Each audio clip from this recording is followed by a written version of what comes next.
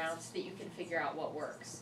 For example, if I could tell on Edward a little bit, he had some permaculture beds, and then they just pulled them up because maybe it wasn't the right thing for that area.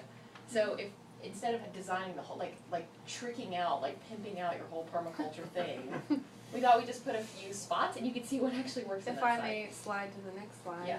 Boom, there we go. Varied growing methods, very right? growing methods. So that you're able to experiment and see like, oh, maybe we would like more keyhole beds, or maybe we would like to experiment with more permaculture, or maybe that didn't work out so well. So we wanted to make the plan flexible so that it would work in the real world.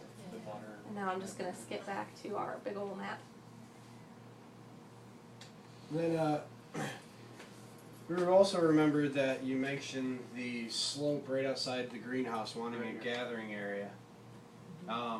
And so we had the idea to have a retaining wall that doubled as seating, so that it can stabilize that slope. You can plant some plants up above or trees that will help stabilize the soil as well.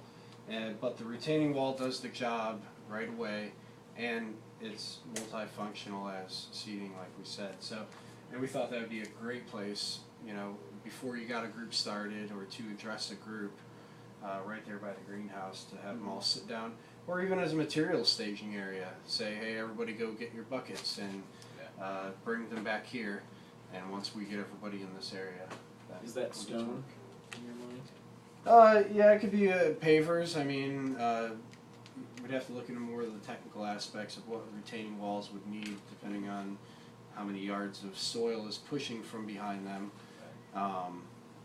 But yeah, something like a large paver, and it might need to be cemented together, or there might be some kind of rebar, concrete arrangement that can be done. There's a lot of different options, and there's even some that can have plants planted right into them, which, you know, if you add some something like creeping thyme, has really nice flowers, you know, something along those lines. So.